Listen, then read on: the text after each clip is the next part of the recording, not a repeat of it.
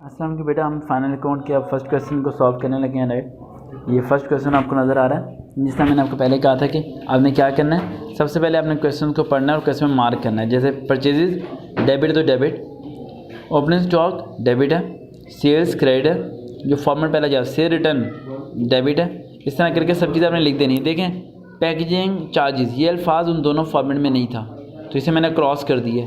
ये ना हो कि आप भी डेबिट करते हैं, क्योंकि आपके माइंड में होगा कि हर चार्जेस वाला डेबिट साइड पर आना है। ऐसा नहीं है, वहाँ जो वर्ड लिखे हैं उन्हें आपने ज़हन में रखना है। ठीक है, अब मैं क्वेश्चन को सॉल्व करता हूँ।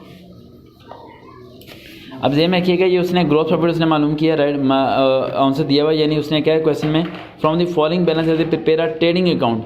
ट्रेडिंग अकाउंट क्या है? ट्रेडिंग अकाउंट से ग्रोथ प्रॉफिट तक होता है। अगर trading and profit and loss account कहता है तो फिर हमारे नेट प्रॉफिट तक बात चली जाती। ठीक है, ज़हन में रखें, ऊपर उसने 31 दिसंबर 2015 की कुछ चीज़ दी हुई है और क्या दिया हुआ है, स्टॉक दिया हुआ है। ज़हन में रखें, ये ओपनिंग स्टॉक था, तो ये क्या होगा, क्लोजिंग स्टॉक। क्या होगा? Closing stock, CLOSING, closing stock. और ये कहाँ आएगा? ट्रेडिंग की क्रेडिट से पर आता है। कहाँ आता है? क्रेडिट से पर। फॉर्मेट तो आप लोगों के ज़हन में होगा, मैं सॉल्व करता हूँ, ज़रा देखें। सिंपल से है, पहले आप लोगों ने फॉर्मेट बनाना है। आप लोगों ने यहाँ पे लिख देना है ट्रेडिंग अकाउंट, फिर आपको फॉर्मेट आपको याद करवाया था, मैंने वीडियो सेंड की थी। पर्टिकुलर रुपीज़ ये लगा देनी यहाँ पे लाइन, वैसे लाइन गलत लगी, आपने सीधी लगानी है। उसके बाद आपको चाहे ये चीज़ें पता ही नहीं पता, लेकिन फॉर्मेट आपने यहाँ पे बना देना है। क्या फॉर्मेट था, मैंने क्या बताया था आपको? ओपनिंग स्टॉक लिख देना है। उसके बाद क्या लिखना था? परचेज। उसके बाद क्या लिखना था?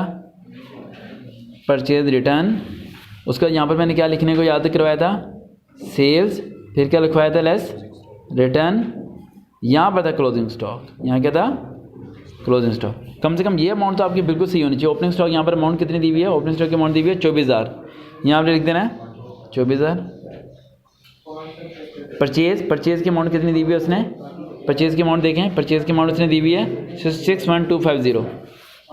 तो यहाँ आ जाएगा 61,250। लेस करना है रिटर्न परचेज रिटर्न, ये देखें इधर दी हुई है। परचेज रिटर्न की अमाउंट कितनी है? अमाउंट बिल्कुल सही देनी है। और ये तो मिटा हुआ है भाई, कैसे पता चलेगा क्या अमाउंट है?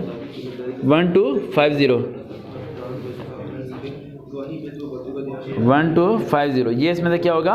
माइनस होगा। कैलकुलेटर से माइनस करते रहो, माइनस होगा, माइनस करके यहाँ पर आएगा। ठीक है, ये 61,250 है ना, 1250 माइनस हो तो 6,000 ही आ जाएगा ना। नहीं, देख लेना क्या आएगा। ठीक है, यहाँ आएगा सेल्स। कैलकुलेटर बेटा किसी से ले लो, इनमें से कैलकुलेटर है तो दे दे बेटा, 1 मिनट।